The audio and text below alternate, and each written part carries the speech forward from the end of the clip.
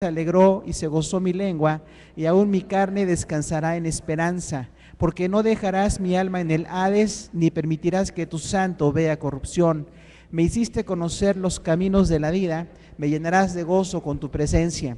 Varones hermanos, se les puede decir libremente del patriarca David, que murió y fue sepultado, y su sepulcro está con nosotros hasta el día de hoy.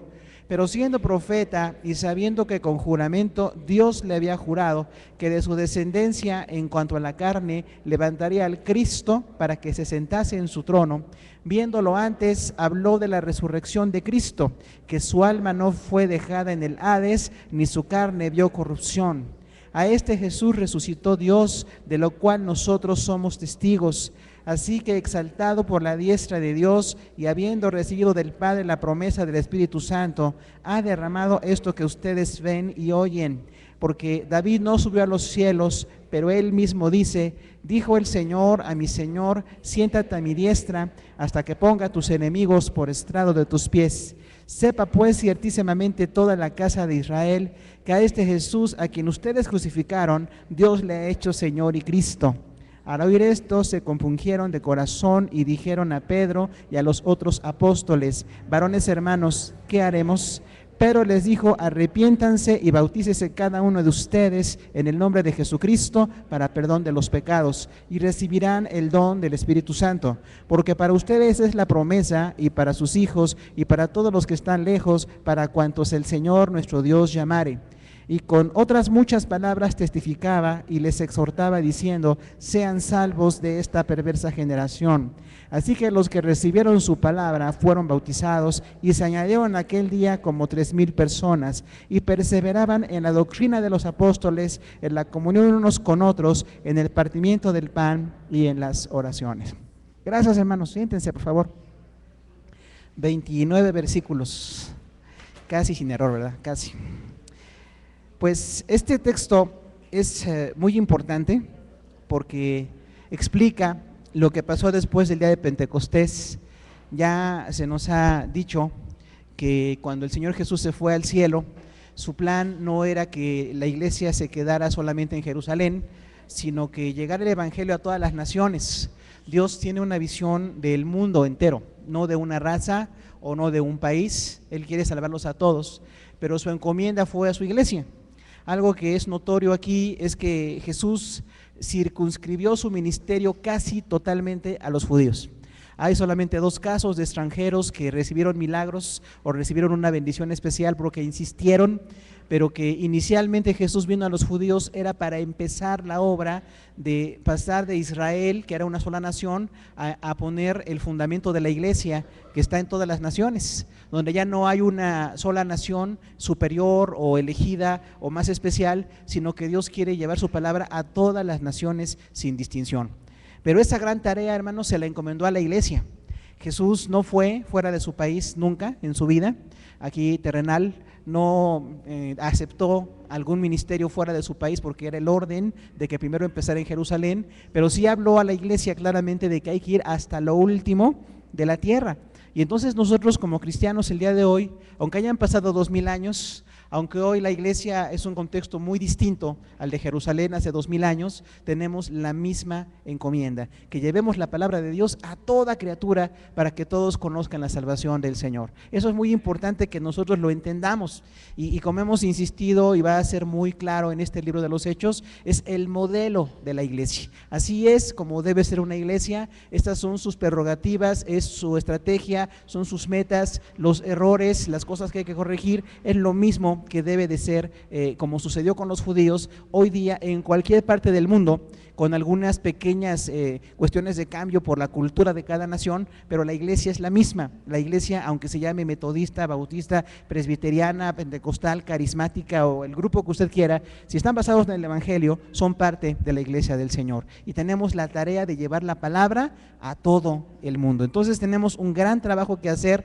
y es muy importante que veamos el modelo de la palabra de Dios. Ahora, algo que viene aquí como modelo, ya vimos que el Espíritu Santo es el poder, es el fuego y también es el viento, porque impulsa, purifica e impulsa a la iglesia. Y por eso las lenguas reflejan el control de Dios sobre nuestra vida, porque hemos dicho que es la lengua donde se expresa todo lo que somos. La lengua, aunque es un miembro pequeño aparentemente, expresa todo lo que somos. Todo lo que yo soy en mi espíritu, alma y cuerpo sale por mi boca. Yo hablo, yo digo, yo expreso, yo siento y tengo una comunicación con Dios y con los hombres. Entonces la boca es muy importante.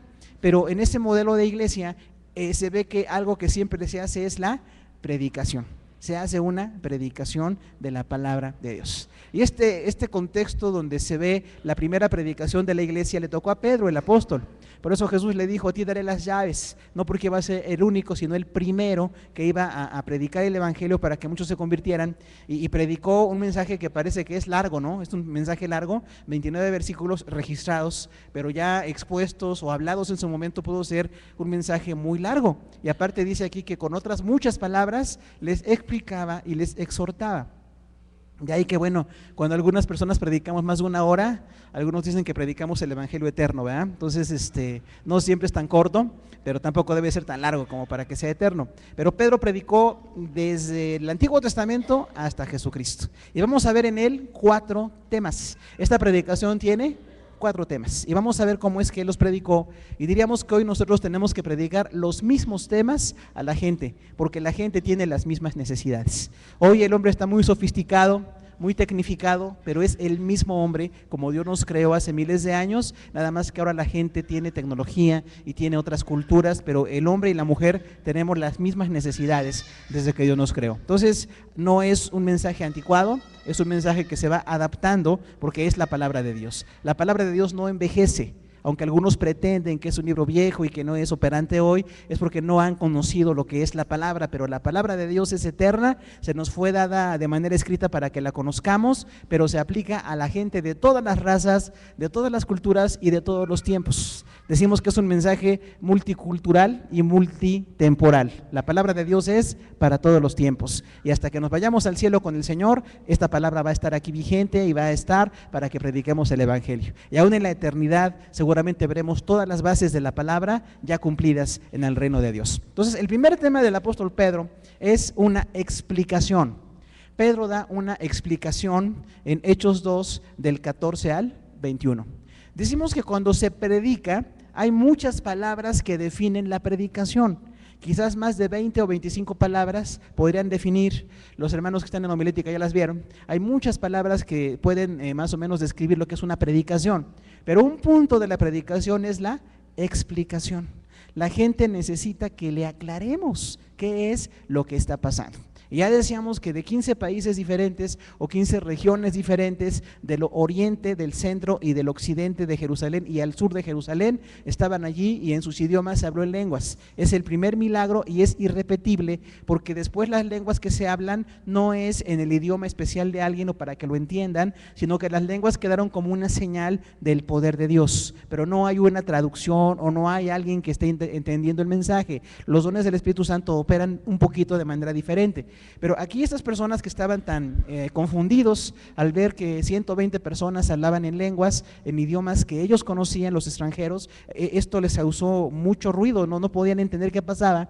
Y entonces Pedro fue dirigido por el Espíritu Santo y tomó la palabra y les explicó. Nosotros también tenemos que explicarle a la gente muchas cosas. Un creyente que no explica no es un buen creyente. Porque realmente cuando la gente pregunta, a veces decimos, pues no te lo puedo explicar, es que tú no puedes entender. Por eso está preguntando, porque necesita entender. Y un cristiano tiene que prepararse para explicar. Más bien yo creo que esos que a veces dicen, no te puedo explicar, es que no saben explicar. El problema es una deficiencia y no es una cuestión de Dios. Dios quiere que la gente entienda. En todas las naciones del mundo, Dios quiere que entiendan su palabra. No importa el idioma o la cultura, pueden entender la palabra de Dios. Ahora, lo que dice Pedro aquí es muy importante. Versículo 14 dice, escuchen y esto les sea notorio. O sea, Pedro aprovechó la oportunidad para predicar el evangelio. Hermano, nosotros como cristianos tenemos que aprovechar las oportunidades para predicar la palabra de Dios. Pedro pudo quedarse callado. Los otros 120 también, aunque hablaron en lenguas y hubo un milagro muy grande, pudieron ser irresponsables o inconstantes y no hacer nada. pero Dios los impulsó para explicar. Entonces, cuando a usted alguien le pregunte cualquier cosa de Dios, de la Biblia o de la iglesia o lo que le quieran preguntar, usted dispóngase a contestar de manera sencilla, de manera que la gente pueda entender, porque están siendo inquietados para conocer algo de la palabra de Dios. Dice el versículo 15 que ellos tenían que, no podían pensar que estaban ebrios como suponían, dice porque es la tercera hora del día. La tercera hora del día son las 9 de la mañana. El día judío empezaba a las 6 de la mañana. Nosotros tenemos el calendario y el horario latino, donde nuestro día empieza a las 12 de la noche y está muy difícil, ¿no? Las madrugadas y como es de día, pero está oscuro, ¿no? Para nuestro calendario. Los judíos tienen un calendario más solar. Empezaba a las 6 de la mañana el día y acababa a las 6 de la tarde. Para ellos eso era la mañana y la noche. Por eso dice a la hora tercera, a las 9 de la mañana, pues no había gente que fuera ebria, aunque ya dijimos que era una palabra de burla, ¿no? Cuando dijeron, ellos están borrachos con jugo. Literalmente estaban burlándose de los cristianos, pero dice, no es que los que están aquí hablando en lenguas estén ebrios, como ustedes suponen. No es así. Y dice el versículo 16, esto es lo dicho por el profeta Joel. Algo muy importante que nosotros tenemos que hacer es referirnos a la Biblia. Necesitamos explicar todo en términos de la palabra de Dios. Aquí vemos a un Pedro transformado. Dejó de ser cobarde, dejó de ser protagonista y carnal y se hace un hombre sensible a la voz de Dios. Él no sabía que iban a hablar en lenguas, no sabía del estruendo, no sabía del viento, no sabía de nada de esto, pero en cuanto ve que hay una multitud de gente que necesita escuchar la palabra de Dios, él les dice, esto que ustedes ven, que la gente está hablando en lenguas, lo dijo el profeta Joel, más de 800 años antes de Cristo. Y si usted lee Joel 2, del 28 al 32, Dios dice que antes de que venga el día de Dios, el día del juicio, el día en que la gente va a ser enjuiciada, dice, antes de ese juicio vendrá un tiempo en que se derramará el Espíritu Santo. Y entonces esa palabra es muy importante porque habla de una abundancia.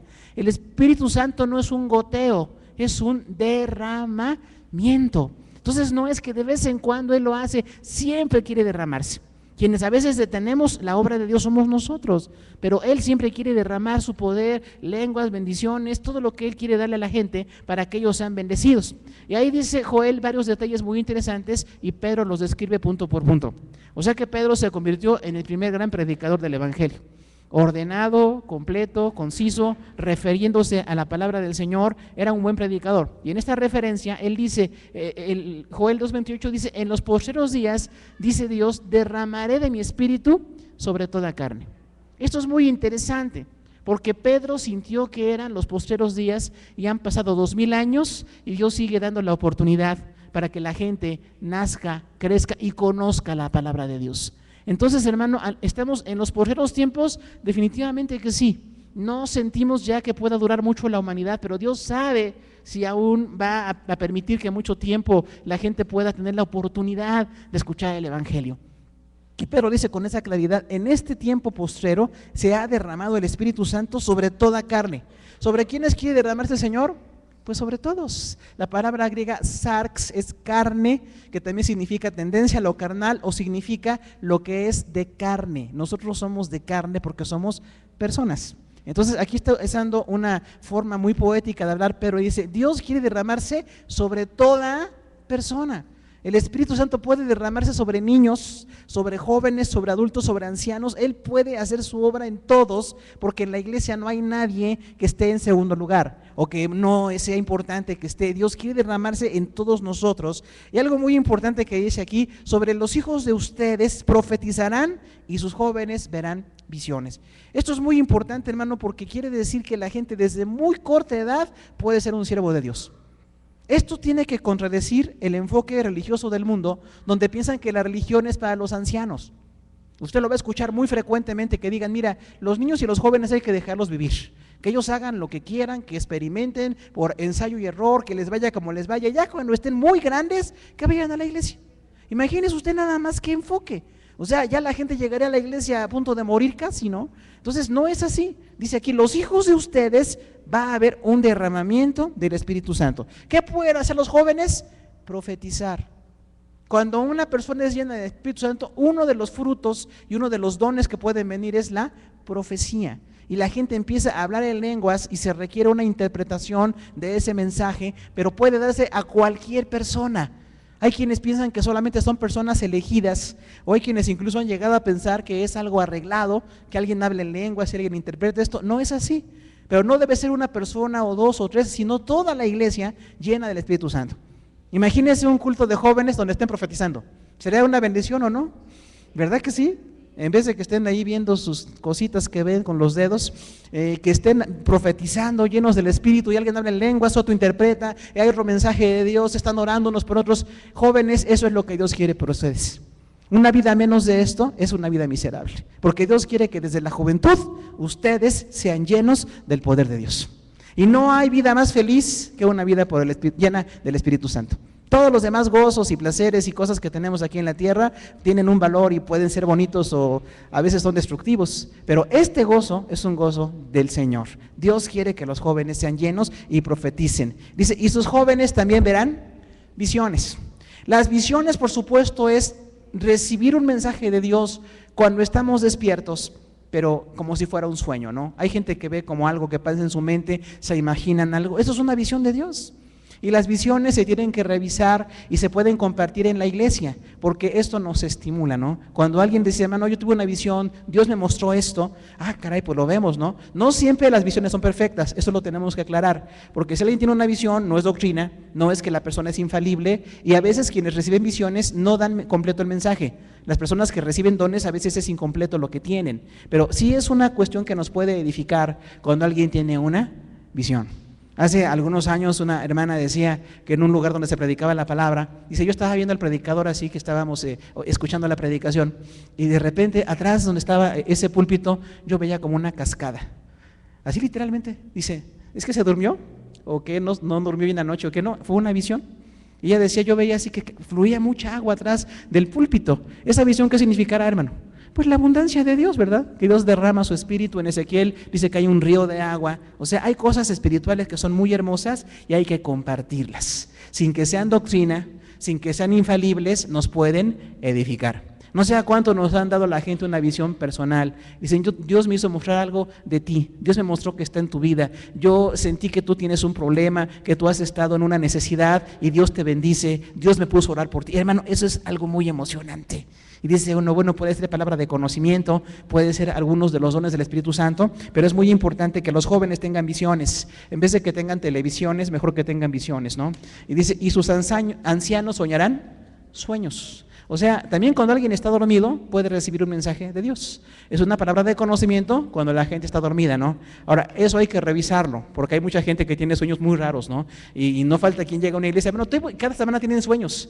Y decimos, ¿sabe qué? Mire, no duerma tanto, mejor despiértese porque tiene usted demasiados sueños y no tiene ningún significado. Ay, soñé que me daban unas llaves. Pues usted perdió sus llaves la semana pasada y ya, ¿no? Recuerde que el sueño es una continuación de la conciencia donde se reflejan muchas cosas que están dentro de nuestro corazón. Pero hay gente que sí puede tener un sueño, ¿no? Hay hermanos que han soñado algo de la obra de Dios, una bendición, algo que tiene que hacerse. Entonces, hermano, estos dones del Espíritu Santo operan en todos.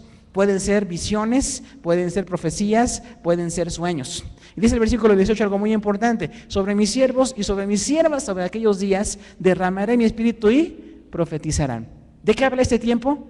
Del tiempo de la iglesia, hermano. Desde que la iglesia tenemos el Espíritu Santo, somos siervos de Dios todos. Esto es muy importante que usted lo tenga en su corazón. Los siervos de Dios no son los que están dedicados a predicar la palabra. Todo cristiano debe ser un siervo o una sierva de Dios, porque esto es muy importante. Pero si todos somos siervos y todos profetizamos y tenemos los dones del Espíritu Santo, será una bendición impresionante. Si usted ve la iglesia en 1 Corintios, Pablo por eso tuvo que corregir, porque eran ya demasiadas profecías, demasiados sueños, demasiadas interpretaciones. Y Pablo dice, miren, máximo 2 o por lo más 3 y que alguien interprete, pero tiene que haber profecías en la iglesia, tiene que haber visiones, sueños, hay cosas muy lindas ahí que se pueden dar. Tengamos cuidado porque la profecía no es adivinación. Hay gente que piensa que la profecía es adivinar, no es adivinación. La profecía puede ser prescriptiva o predictiva.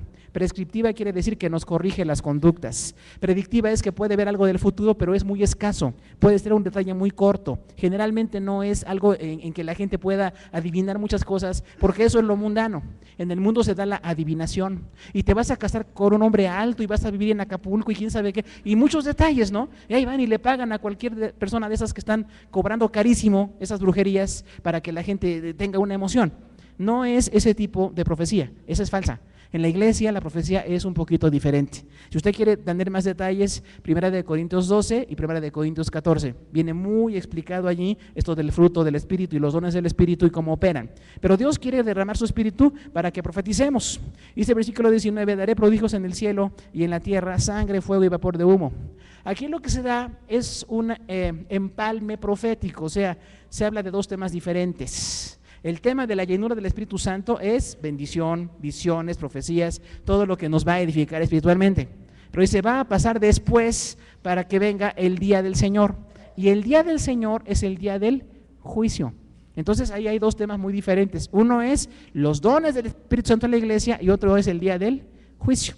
El día del juicio no está simultáneo al tiempo del Espíritu Santo. El día del juicio todavía no ha llegado. Aún nosotros vemos que faltan todavía profecías por cumplirse, como Armagedón, lo que el Apocalipsis marca mucho de esto, están por cumplirse, no sabemos cuándo, pero cuando se cumpla ese juicio tremendo, donde habrá una devastación en la humanidad, donde habrá un problema en la ecología, un problema en la política, una religión falsa a nivel mundial, eso es lo que va a pasar. Después de esa idea del juicio tremendo, viene el tiempo del milenio. ¿Recuerda? El tiempo donde Jesús va a gobernar en la tierra. Y es una paz y una bendición muy grande. Pero el juicio viene, no sabemos cuándo. Entonces, por eso aquí decimos, hay gente que se confunde y dice, ¿por qué dice que hablamos lenguas y profetizamos? Y luego dice que el cielo se convertirá, el sol en tinieblas y la luna en sangre. Porque son dos temas diferentes. Un tema es llenura del Espíritu y otro tema es el juicio. Que repetimos, no son simultáneos. La llenura del Espíritu ya tiene casi 2000 años, ¿no?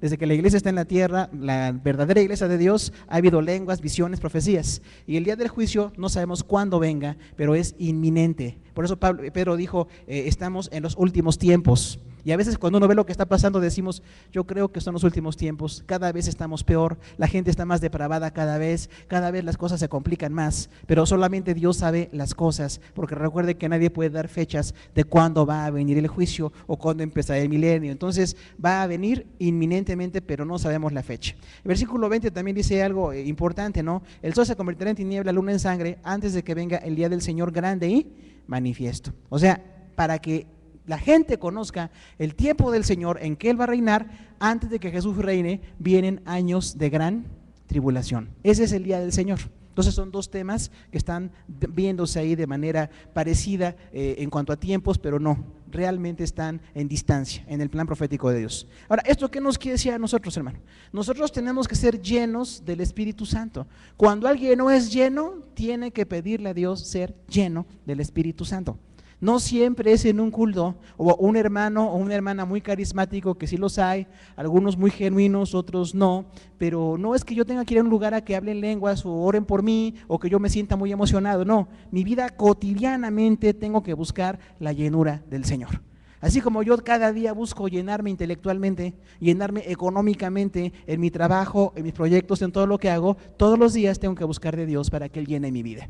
Y decirle, Señor, lléname, yo quiero estar fluyendo, como aquí dice en tu palabra. Si tú quieres que yo profetice, que tenga visiones, que tenga sueños, que yo tenga una obra del Espíritu Santo, yo quiero que venga de parte tuya. Y puede venir y será algo maravilloso, hermano. La iglesia tiene que estar llena de esas manifestaciones, aunque siempre habrá un control doctrinal de la palabra y vamos a tener errores, ¿no? Algunos a veces nos equivocamos en cómo ministramos, pero no por equivocarnos o por temor a equivocarnos dejemos de hacerlo. Vamos a dejar que Dios fluya como Él quiera.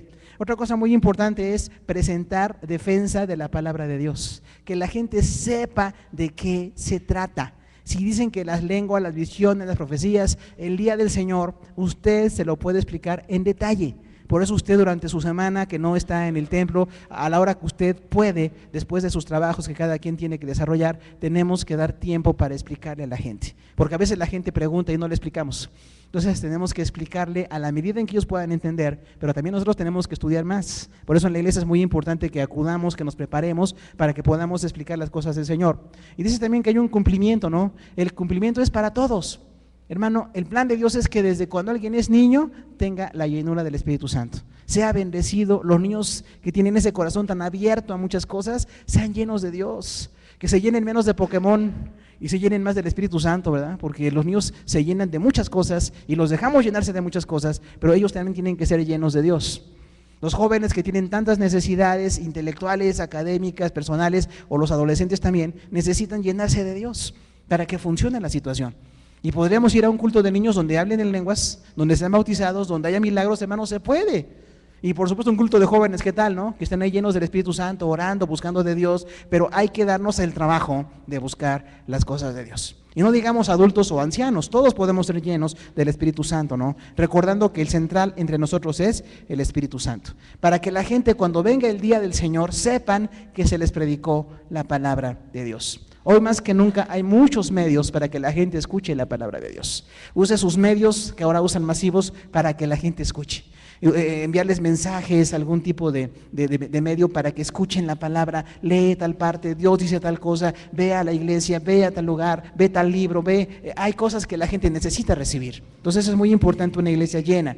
Ahora, el segundo tema de Pedro, aparte de explicar, el segundo tema es una comparación. Él usa una comparación entre Jesús y David, Hechos 2, del 22 al 28. Y entonces cuando Pedro está explicándoles a judíos, cientos de judíos de 15 países diferentes que están allí, y dice, es que ustedes tienen que saber algo, después de que ustedes han crucificado a Jesús, después de que ustedes, los que estuvieron aquí en la Pascua hace 40 días o 50 días, vieron que mataron a Jesús, no crean que es uno más que murió. No es uno más que murió bajo el imperio romano. Jesús es el Hijo de Dios. Y la muerte de Él es trascendente. La muerte de Él es relevante. Dice ahí versículo 22, oigan esas palabras. Jesús Nazareno, varón aprobado entre ustedes. Otro nombre de Jesús, ¿verdad? Jesús es un varón, ¿qué? Aprobado. Porque aunque lo mataron por celos, todo lo que Jesús hizo y dijo fue perfecto. Habló del amor de Dios. Hizo milagros, proveyó, predicó, enseñó. Él es un varón aprobado porque a esto vino el Hijo de Dios. Ahora, después de los milagros y señales y maravillas, son tres palabras sinónimas. Todas las cosas que Él hizo, los prodigios que Él hizo, tienen un propósito, que la gente creyera que Él es el Hijo de Dios. Pero aunque hizo tantas señales, lo crucificaron. Por eso decimos que las señales edifican a la iglesia de Dios más que al mundo. El mundo ve señales y ya la gente, sobre todo esta generación que ha visto tanto, ya no se sorprenden casi con nada. Entonces necesitamos orar a Dios para que se revele a sus vidas a lo profundo de su corazón. Dice, bueno, pero Jesús hizo milagros y señales para que ustedes supieran que Él venía de Dios. Ustedes saben de esto, porque Pedro está hablando 50 días después de la crucifixión de Jesús. Entonces muchos de los prosélitos que estaban ahí, judíos extranjeros, se quedaban varias semanas, se quedaban todo el Pentecostés para estar en las fiestas principales. Y dice, ustedes saben lo que pasó, mataron a Jesús, pero esto no es un hecho aislado. Dice el versículo 23, a este entregado por el determinado consejo y anticipado conocimiento de Dios. ¿Por qué entregaron a Jesús? Porque Dios quiso. No fue que realmente Judas traicionó y Anás y Caifás tenían la política para hacer esto, no. Humanamente ellos lo hicieron, pero quien entregó a Jesús para morir por la salvación de la humanidad es Dios. Es el anticipado conocimiento y el consejo de Dios.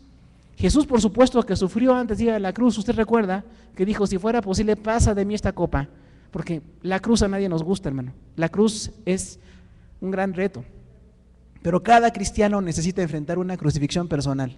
O sea, usted tiene que llegar al punto de enfrentar lo que no quiere, para que se cumpla el plan perfecto de Dios. Decir, Señor, todo lo que yo no quiero hacer, lo que sé que es necesario, pero que a mí no me gusta, todo lo que me duele, lo que me puede costar, esa es mi cruz personal. Recuerda que su cruz no es su suegra, su cruz es su tendencia, su cruz es usted mismo. Entonces tengo que llegar al punto en la cruz de decirle al Señor, Señor, aquí estoy, yo soy inconstante, me falta fe, yo no he creído, yo no he hecho lo que tú quieres que haga, aquí está mi vida. Y entonces cuando pasamos el tiempo de una crucifixión personal simbólicamente, guardando las proporciones, entonces viene el éxito de la obra de Dios. Dice la palabra, porque es necesario que el grano de trigo muera para que dé fruto. Si usted quiere dar fruto, lo mejor que le puede pasar es morir espiritualmente.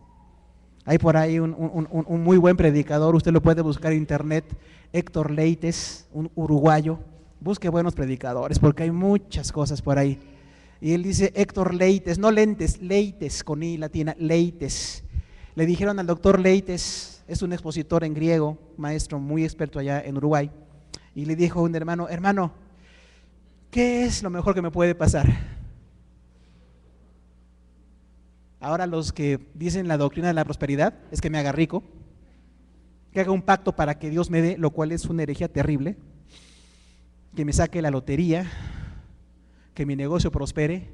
Y el doctor le dijo, lo mejor que te puede pasar es que te mueras. Hermano, los predicadores de veras no nos dicen cosas que nos gustan, ¿eh? Entre más le gusta a usted, peor el predicador. Porque las cosas que nos gustan no son las cosas de Dios. A menos que usted sea un hombre súper entregado al Señor, o una mujer, que yo creo que aquí hay varios, yo sí lo creo de corazón. Pero cuando alguien sabe bien lo que Dios quiere, diría yo, no necesito que me haga millonario. No quiero una casa en Hollywood, no quiero la cuenta bancaria en Suiza. Lo que me hace falta es morirme. O sea, morir a mi egoísmo, a mi soberbia, a las partes de mi carácter que están mal. Y cuando yo muera, entonces viviré para el Señor. Porque ya voy a dejar todo lo que estorba y voy a dar el fruto que Dios quiere. Por eso dice aquí esta palabra, que todo lo que Jesús hizo y dijo, lo llevó a la cruz. Claro que Él es Dios y Él muere por la humanidad. Tiene un alcance universal su sangre. Es una sangre única la de Jesús. Pero cuando Jesús da esto, Él dice, bueno, ustedes saben de esto, lo crucificaron por el determinado consejo de Dios, lo prendieron y lo mataron crucificándole, pero Dios lo resucitó. Cuando usted llega a la muerte, viene la resurrección. Hay muchos cristianos que no han muerto a sus pecados, no han muerto a sus tendencias y necesitan morir para que el Señor les dé vida nueva. A la gente que nos escucha quizás es un poco difícil de entender esto, pero lo que Dios dice es que tenemos que dejar de ser como nosotros somos, carnales, vendidos al pecado, amantes de lo malo, y entonces pedirle que Él nos cambie. Y entonces morimos a lo viejo y nace lo nuevo. Dice la palabra, dejando el viejo hombre, viene el nuevo hombre que es creado según el modelo de Dios, en el poder del Espíritu Santo. Entonces lo mejor que nos puede pasar sí es morirnos, pero no biológicamente, espiritualmente, por favor, nadie piense nada malo. Entonces, ni nadie piense que es bueno que alguien más muera, ¿no? Porque dice, yo quisiera que muriera fulano, no. Esto es personal, la muerte es personal, nada de que andemos transfiriendo muertes a otros. También dice ahí de la resurrección, versículo 24, al cual Dios levantó de los dolores de la muerte, porque era imposible que fuese retenido por ella. Un tema importantísimo es la muerte, crucifixión y resurrección de Jesús. Si usted sabe esos tres temas, ya sabe mucho para predicar, porque lo que la gente necesita escuchar es eso, que Jesús no es un modelo de religión para que en Semana Santa veamos películas y lloremos tantito. No es eso, Jesús cambia la vida de la gente, fue real su muerte, realmente Él murió en mi lugar, tenemos que llegar a decir, Él murió en mi lugar, yo merecía morir, mis delitos, mis pecados, mi forma de conducirme delante de Dios me hacen culpable.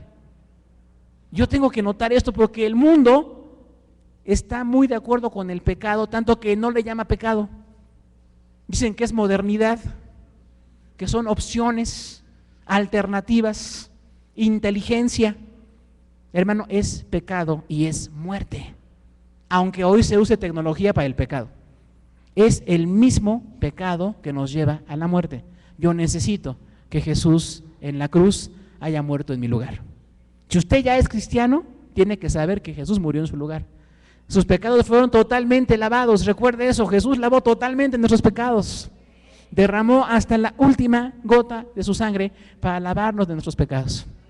Si ya me limpió, no me quiero volver a ensuciar, porque a veces yo tengo la tendencia de volver, dice la palabra, como el perro a su vómito. Está muy fea la ilustración, pero así dice la Biblia, no podemos cambiarla. Y dice la palabra, no vuelvas a lo mismo, porque hay cristianos que hemos vuelto a lo mismo. Podemos religiosamente ir a un templo evangélico, cantar, estar allí integrados, pero nuestro corazón sigue sucio delante de Dios y seguimos viviendo como si no fuéramos cristianos, y ahí no opera la gracia de Dios. La gracia de Dios opera cuando Dios me convence de que todo lo que yo viví era una basura. Llegue usted a esa conclusión. Mi vida sin Cristo era una basura. Podía ser millonario, era una basura. Podía ser pobre, era una basura. Podría ser un intelectual igual o una persona analfabeta, es la misma basura. Nada más que se adorna de manera diferente a lo externo. Pero Dios limpió nuestro corazón con la cruz de Cristo. Dice por eso ahí, Dios lo levantó de la muerte, por cuanto era imposible que fuese retenido por ella. La Biblia, este evangelio, dice que Dios murió. El amor de Dios es tan grande que murió en lugar nuestro. No nos dio un mensaje bonito y emotivo. No nos mandó un ángel a decirnos la verdad. Él vino a morir. Recuerde que en su corazón usted necesita aceptar a Cristo. Usted necesita saber que Él vino a morir. Y de verdad murió por cada uno de nosotros. Entonces el amor de Dios tiene una dimensión inconmensurable. Es el más grande amor de Dios. Hay gente que nos ha amado y ha sido amable con nosotros. Algunos tenemos la gentileza de Dios que nos dio una esposa preciosa, a la cual amamos, la cual nos soporta. Dije, nos soporta, no nos soporta. Pero esos regalos no se comparan con el gran regalo del amor de Dios. Podemos tener amigos, gente que nos quiere, familiares, hay cosas muy lindas aquí. Pero el gran modelo del amor sigue siendo el amor de Dios. Él murió por nosotros, Él murió por usted. Y dice la palabra, la muerte no le puede retener. Él resucitó y usted va a resucitar. Por eso decimos, cuando alguien muere en el evangelio le decimos durmió. No es un eufemismo, de veras duermen, porque se van a levantar. Vemos al muerto ahí tendido, nos duele tanto. La muerte es la etapa final de la relación humana que podemos tener, biológica, familiar o social. Pero esta persona que está muerta se va a levantar en el día de la resurrección. El Señor nos levantará de donde estemos. No importa si nos incineran o nos entierran o nos mandan a la luna. Algunos ya nos han mandado más lejos desde antes, pero no es eso. Donde estemos, el Señor nos va a levantar. Así es de que tenga usted la esperanza. El día que yo muera, no sé cómo sea, me duele saber cómo casi siempre el camino a la muerte es difícil, pero yo sé que después de muerto voy a resucitar el día que el Señor me llame. Y los que están en Cristo, en un estado intermedio, están esperando en el paraíso el día que vaya el Señor a resucitarlos. Y sabe, los que han muerto son más bienaventurados que nosotros. Ya están en la meta. Ya el Señor decidió que estén allá. Los que estamos luchando aquí somos nosotros, pero no deje de luchar. Luche, porque vale la pena luchar por el Señor. Dice también una palabra más aquí, hablando de David, Salmo 16, 8 al 11, dice aquí en Hechos 2:25, porque hay una comparación con David. Todos veían a David como el rey, el jovencito que mató a Goliat, el jovencito que fue un militar prudente, un gran militar, un hombre que perdonó a Saúl, un hombre que por supuesto tuvo errores. El adulterio fue su gran error, una desfase familiar fue un gran error en David, pero aún así Dios amó a David porque él se arrepentía. Por eso dice que es un hombre conforme al corazón de Dios. Y algunos judíos veían a David como el rey y decían, cuando se levante un hijo de David, otra vez tendremos un reino. Porque así como David unió al reino, amplió el reino más que Saúl, y después Salomón amplía mucho más el reino. Los judíos esperaban el reino de David. Por eso dicen, queremos ver el tabernáculo de David, aunque hoy unas iglesias interpretan otra cosa muy distinta a lo que es la Biblia, el tabernáculo de David. Lo único que es el reino se va a establecer otra vez. Que Dios en su gran amor le dijo a David, un hijo tuyo se sentará en tu trono para siempre. ¿Quién se puede sentar para siempre? Pues solamente Dios, hermano. Porque los humanos tenemos a veces décadas, podemos ser hijos de un rey, ¿no? Algunos quisieran, aunque somos todos hijos de un rey, pero yo no puedo estar en un trono para siempre. Sin embargo, Dios sí puede. David no entendió eso. Él pensó que era una forma de decir, va a estar mucho tiempo en el trono. Dios dijo, en tu trono se sentará un hijo tuyo para siempre. Mateo 1, el linaje de José, dice que Jesús era descendiente directo del rey Salomón. Lucas 3, el linaje de María, dice que era descendiente de otro hijo de David que se llamó Natán. ¿Recuerda eso? De dos hijos de David. Después de 1000 años viene un José, una María. No tiene nada que ver con reyes. Él es un carpintero, ella es una campesina, pero son hijos del rey David. Y lo más importante, mujeres, Jesús sí es hijo de María. Entonces, a través de ella vino el Salvador. Ahí Dios vindicó a la mujer, ¿no? Aunque algunos son medio misóginos en las iglesias, pero Dios ya vindicó a la mujer. Y dice, esta mujer va a dar a luz al Hijo de Dios. Y de veras tuvo este niño, y de veras ella tuvo que educarlo y formarlo, y ya sabemos que José usa un papel de protector para esa familia y la que vino después, pero esa bendición de ser hijo de David era muy importante. Sin embargo, dice aquí Pedro, no piensen que el más grande personaje es David, porque sí nos va a aportar un reino, tuvo la inteligencia militar y política y monárquica para ser un gran rey, pero Jesucristo es infinitamente superior a David. Ahora, los judíos se ofenden con esto. Esperamos que si algún judío nos oye, nos perdone y se convierta a Cristo, pero los mexicanos no, ¿verdad? Pues no, ni judíos ni davídicos, más bien cristiánicos, ¿verdad? Pero bueno, entonces se ofenden. Pero dice la palabra de Dios, David murió, fue un hombre muy leal a Dios. Lamentablemente, como todo lo que los hombres nos vamos acabando, llegó a necesitar que una joven durmiera junto a él nada más para calentarlo, porque él estaba ya a punto de morir. Se acabó el militar, se acabó el rey, el estratega, se acabó el padre de familia, y después murió y fue sepultado. Cuando Jesús murió, al tercer día resucitó. Y Él es Rey de Reyes y Señor de Señores, porque es el Hijo de Dios. Entonces, hermano, es muy importante ver en quién hemos creído. Humanamente tenemos que obedecer a nuestros gobiernos hasta el punto en que no se opongan con la fe bíblica. Yo tengo que sujetarme al gobierno en todo. Solamente que un gobierno me estuviera estorbando en lo bíblico, en lo que es la fe, ahí es difícil. Como dijeron los apóstoles, no puedo obedecer a los hombres antes que a Dios. Pero todo lo que el gobierno hace que no se opone a la palabra, que es casi todo lo que hace, yo tengo que sujetarme. Yo amo mi país. Yo tengo que orar por mi país. Como un buen cristiano tengo que bendecir a mi país siendo mejor que otros, haciendo lo que tengo que hacer. Sea un estudiante, sea un profesionista, sea un comerciante, sea lo que sea, yo tengo que vivir el evangelio y así bendigo a mi país. Yo amo a México, por supuesto, pero por encima de mi nacionalidad aquí y por encima de mis autoridades humanas que tengo que respetar, hay una gran autoridad universal que es Dios. Y dice, yo quiero que ustedes me adoren, me sirvan y sean mejores cada día. Entonces hay una normatividad aquí bíblica de que esperemos la bendición de Dios, no por un David, ni por un José, ni por un Daniel, sino por Jesucristo, el Señor, que Él es el Hijo de Dios y Él nos ha dado esta bendición. Y dice, hay una promesa para Jesús, porque David murió y su sepulcro estaba en ese tiempo todavía en un lugar ubicado. Y dice, ahí está el sepulcro de David, el rey David, allí están sus restos. Pero hay una tumba vacía en Jerusalén. No estamos muy seguros que sea la verdadera tumba de Jesús, pero lo que sí es cierto es que no hay ninguna tumba que tenga el cuerpo de Jesús, porque Él resucitó. Y Él está a la isla del Padre, y entonces eso de que Jesús no vio corrupción, estuvo muerto 3 días, también nosotros, aunque moriremos, nuestro cuerpo se corromperá normalmente. Cuando el Señor nos quiera resucitar, este cuerpo volverá a vivir. Perfecto, ya sin defectos y bendecido para estar con Dios por toda la eternidad. Entonces, gracias a Dios por esa resurrección. Por eso dice Pedro, les aclara, no es David el gran personaje es Jesucristo. El tercer tema de Pedro aquí es una superioridad, y es un tema largo. Hechos 2, del 29 al 35, dice que Jesús es superior, porque sí, ciertamente, versículo 29, David murió y su sepulcro está con nosotros, ya lo explicamos. Versículo 30 dice, pero siendo profeta y sabiendo que Dios le había jurado con juramento que de su descendencia, según la carne, levantaré al Cristo. Esto está en el Salmo 89 y en el Salmo 132. Ahí dice, de tus hijos a uno que se sentará para siempre en tu trono. Pero mire lo precioso de Dios, David no entendió.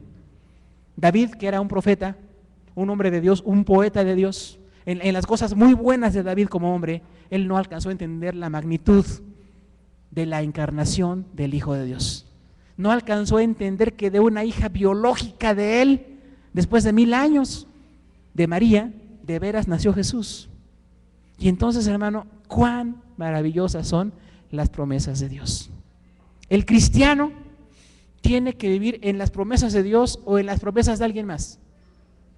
Si usted está en las promesas del diablo, qué terrible, porque hay gente que le cree más al diablo que a Dios. Y hay gente que está en promesas de otras personas, o de gente que me puede ayudar, o de alguien que me dé un favor. Hermano, esas cosas son humanas, pero mi esperanza está puesta en el Señor. Por encima de cualquier persona y de cualquier promesa, mi esperanza está puesta en Dios. Aquí nos puede fallar hasta el esposo o la esposa, por supuesto que nos puede fallar. el que nunca falla es el Señor. Entonces usted vaya y apele a la promesa de Dios y dígale: Señor, tú prometiste salvación, yo creo en mi salvación porque tú la prometiste, yo creo en mi ministerio porque tú prometiste que me vas a usar, yo creo en la obra que tú tienes que hacer en el mundo porque tú dices en tu palabra que quieres salvar a todas las naciones. Pero no es porque nosotros tengamos habilidades o dones, es por la gran misericordia de Dios que se hace todo. Pero es muy importante la promesa del Señor. A David se le dijo: de un hijo que tú vas a tener, vas a ver que su trono estará para siempre. Y David pensó que era Salomón. Salomón también pensó que era él y falló mucho. Pero no era él, era Jesucristo, por supuesto, ¿no? Ahora dice la palabra en el 31, viéndolo antes, habló de la resurrección de Cristo cuando dijo que veía siempre al Señor delante de mi Señor. O sea, David vio a dos señores. ¿Y cómo está eso que vio a dos señores? Es una profecía de doble referencia. David se refería a sí mismo. Cuando él habla del ungido de Dios, habla de él. Cuando dice Dios bendiga a su ungido, se refiere a él. Y cuando dice vi al Señor delante de mi Señor, él pensaba en sí mismo. Yo veía a un monarca, soy monarca porque Dios quiso que fuera, y estaba delante del Señor. Pero proféticamente, el Señor delante de mi Señor es Jesucristo delante del Padre. Entonces a veces David no entendía ni lo que él mismo decía. Pasa como nosotros, ¿no? Que a veces tampoco entendemos ni lo que dijimos, pero sobre todo cuando predicamos, ¿no? Pero realmente, hermano, él está hablando de la bendición de que hay otro, no nada más uno, sino que hay otro delante del Padre, y ese otro es Jesucristo. Recuerde que la doctrina bíblica es perfecta, aunque hay gente a la que no le gusta la Trinidad, o no le gusta la dualidad de Dios, o la parte carnal donde Dios vino a hacerse carne como nosotros. Hay gente que choca con eso, pero es lo que dice la Biblia. Y entonces, hermano, David se queda sorprendido porque profetizó sin saber: el Señor delante de mi Señor es Jesucristo. Y habló de su resurrección y dijo también: no dejarás mi carne en el Hades, no dejarás que tu santo vea corrupción. Se refería a él mismo, pero él se refería a su resurrección, no a que no iba a morir, sino que algún día Dios le iba a resucitar. Lo que David no sabía es que ese hijo de él, que él no lo conocía, de veras murió, de veras fue crucificado y murió en serio, pero al tercer día resucitó. ¿Se da cuenta de la profecía tan profunda? A veces nosotros no entendemos la profundidad de la palabra de Dios. Y sí, Jesús resucitó, Jesús en grande cumple la promesa de Dios. Diríamos que David tuvo en micro y Jesús tiene en macro las promesas de Dios. Entonces es muy importante notar esto. Y dice algo muy importante. Así que Jesús fue exaltado por el conocimiento de Dios, y habiendo recibido la promesa del Espíritu Santo, la ha derramado sobre nosotros. Jesús es superior porque David no derramó el Espíritu Santo. ¿Quién lo derramó? Jesús. Entonces, aunque David fue un gran rey, un gran hombre, no tuvo la idea, no tuvo la noción de lo que Dios iba a hacer en Jesucristo. Y ahí viene la tercera persona de la Trinidad. Este capítulo también es trinitario. Aparece operando el Padre, aparece el Hijo y aparece el Espíritu Santo. Entonces no hay duda de la doctrina de la Trinidad, pero dice, de este derramamiento de Jesús, de esta bendición, es de la que venimos nosotros. David murió, aunque fue un gran hombre, pero murió. Y tuvo errores como todos los humanos los tenemos. Jesús se hizo hombre, pero no tuvo errores, porque Él es el Hijo perfecto de Dios. Mi modelo entonces no es David, mi modelo es Jesús. Porque hay gente que luego se justifica en su pecado. Y dice, es que si David pecó, pues ¿cómo yo no voy a pecar? Es que si pecó fulano, pues yo también soy carne. Hermano, no nos justifiquemos en los hombres. Nuestro modelo es el Hijo de Dios. Los hombres todos fallamos, pero el Hijo de Dios nunca falla. Entonces tengo que ir más arriba a un modelo más perfecto. Y dice además allí, versículo 34, David no se dice de él que subió a los cielos y le dijo, Dios, siéntate a mi diestra hasta que ponga a tus enemigos por estrado de tus pies. ¿Qué es esto? David dice, tengo enemigos. Los propios hijos de David fueron sus enemigos, reyes enemigos alrededor, gente que quiso matarlo y traicionarlo. Y él dice, Señor, ¿qué pasa? Y Dios le dio una palabra de paz y le dijo, mira David, estate tranquilo, porque en algún momento voy a hacer que tú pises a tus enemigos. Es una palabra muy fuerte, ¿no? Estrado de pies es donde yo pongo los pies, ese es el estrado. Dice, voy a poner a tus enemigos por estrado de tus pies. Y David tuvo una paz. ¿Y sabe qué? Dios cumplió la palabra, le dio paz a David muchos años. David no tuvo guerra después de haber sido un hombre tan guerrero. Hubo un tiempo en su reinado en que no hubo guerras. Pero David murió en paz, murió en la bendición de Dios, sabiendo que Dios le había cumplido esa promesa, pero de quien se está diciendo esto en grande es de Jesucristo. El enemigo de Dios es Satanás y Dios lo pondrá para que Jesús lo pise. En la cruz del Calvario fue derrotado. Y todos los que se levantan como enemigos de Dios van a ser derrotados. Algo aquí muy peligroso. Un hombre o una mujer que no se entrega a Dios es enemigo de Dios. Porque a la gente le gusta pensar que somos todos hijos de Dios. Usted lo va a oír todos los días. Todos somos hijos de Dios, de la religión que tú seas. No, no es cierto. Todos somos creación de Dios. Juan 1:12 dice, a los que le recibieron y creen en su nombre, le dieron potestad de ser hechos hijos de Dios. Entonces, si usted no es hijo de Dios, es enemigo de Dios. Usted tiene que definirse. Ahí la salvación no es opcional. No es de que me gusta la religión o me dicen cosas bonitas o a veces voy para emocionarme, no. O estoy con Dios o estoy contra Dios. Dice su palabra, o eres mi hijo o eres mi enemigo.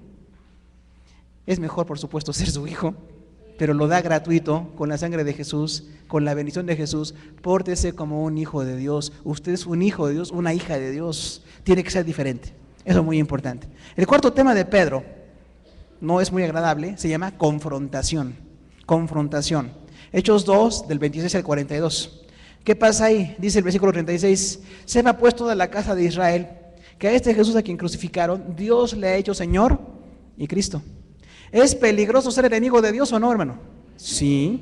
Los judíos pensaron por comodidad matar a Jesús. Denos a Barrabás y maten a Jesús. Pero Dios dice, el Señor le levantó y le hizo el dueño de todo. Recuerda la palabra Señor, Curios, es el dueño absoluto. Él es el Curios y es el Cristos, es el Mesías o el ungido de Dios. Entonces, la gente crucificó a Jesús. Y Pedro dice, ustedes no saben lo que hicieron.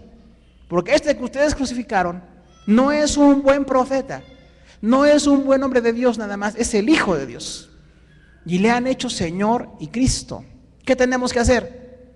Arrepentirnos. La palabra griega metanoia quiere decir cambio de mente. Usted es llamado a arrepentirse.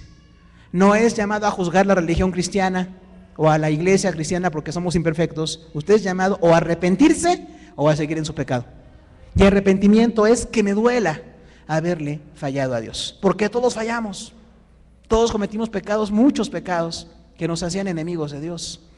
Y dice aquí que entonces todos se compungieron de corazón.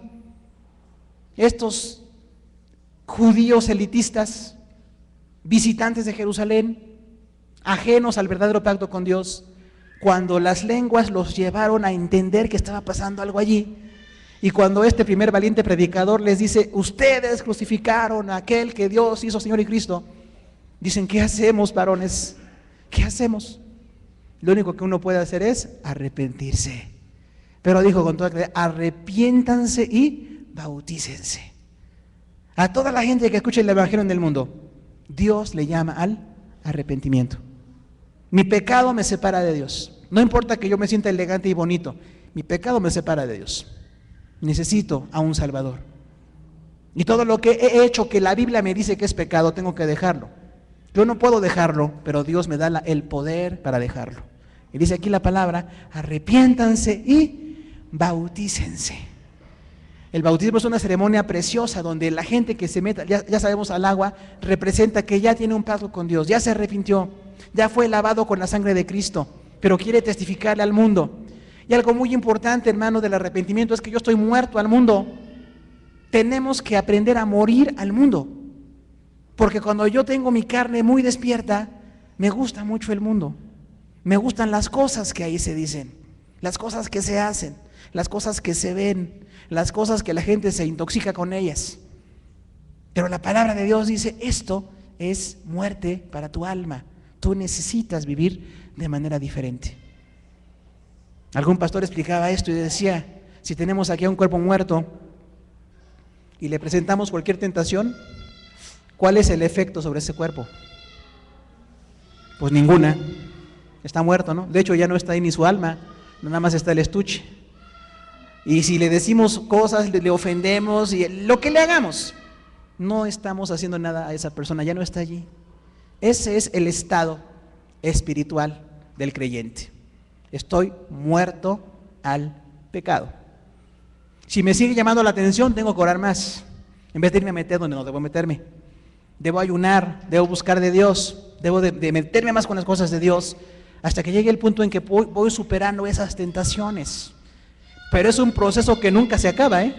Hay quienes decimos, bueno, yo ya quisiera superar este pecado y ya, la supero hoy, mañana viene otra lucha.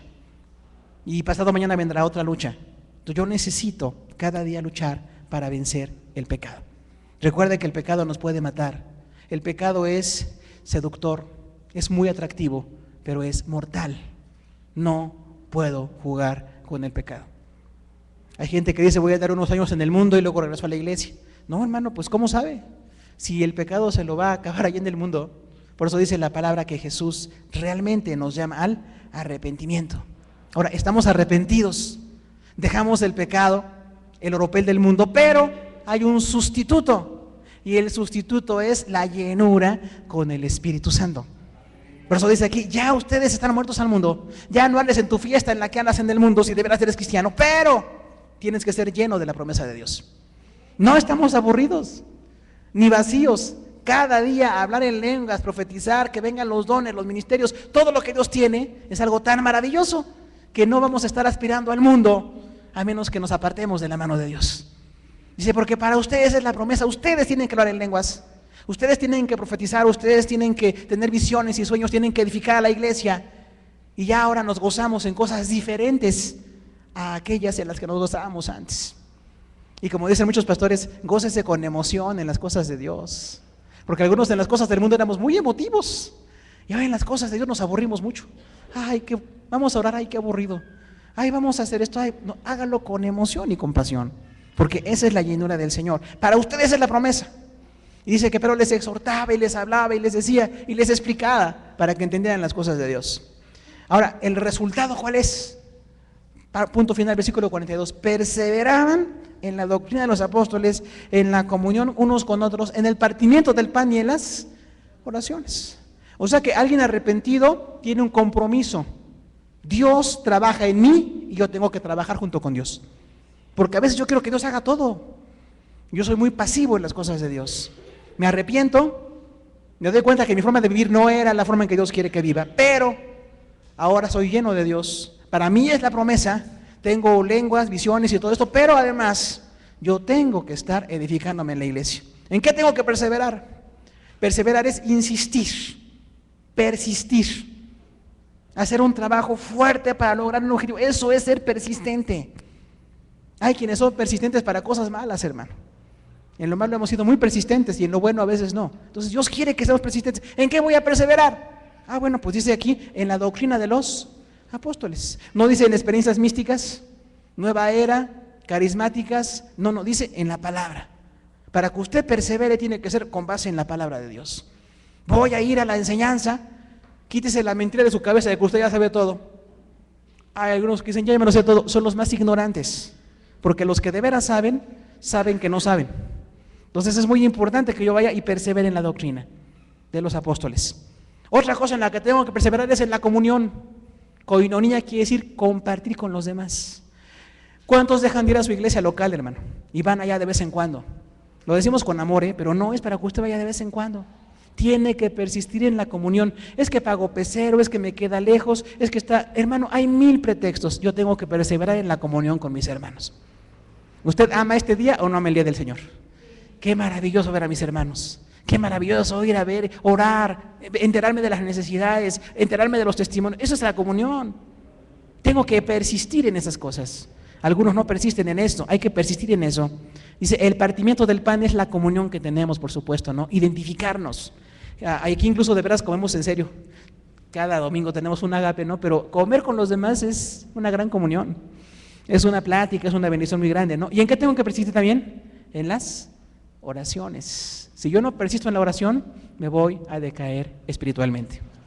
4 temas de Pedro: explicación, comparación, superioridad y confrontación. ¿Por qué no nos ponemos de pie y decimos, Señor, aquí estamos delante de ti? Te pedimos que así como tú impactaste a Pedro y a los otros 10 y a los otros casi 120 y fueron llenos de ti, nosotros somos resultado de ese ministerio. Yo quiero estar en la obra de Dios. Vamos a orar al Señor, hermano, y decirle, Padre, lléname. Yo necesito explicarle a los demás tu palabra. No se niegue a explicar, explique la palabra de Dios, predique, enseñe. Dios quiere que usted lo haga. No espere a que otros vengan a hacerlo, usted puede hacerlo. Y Jesús es el incomparable, ¿verdad? Él es incomparable. Dígale a todo mundo, Jesús es incomparable. Ni David se le compara.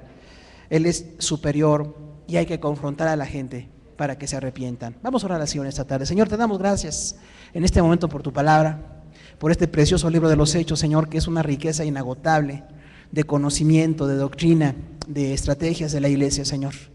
Es un grupo de judíos muy reducido, apenas 120 personas, y ya quizás desanimados porque otros 380 se habían ido, pero ellos no saben lo que va a pasar, Señor. Hay un Pedro allí que había sido restaurado después de negar a Cristo, otros 10 apóstoles que habían fallado, de alguna manera no estaban donde tenían que estar, y hay apenas un grupo de mujeres y de varones, Señor, que están reuniéndose, pero lo importante es que estaban obedeciendo. 10 días después de que Jesús se fue, vino el Espíritu Santo.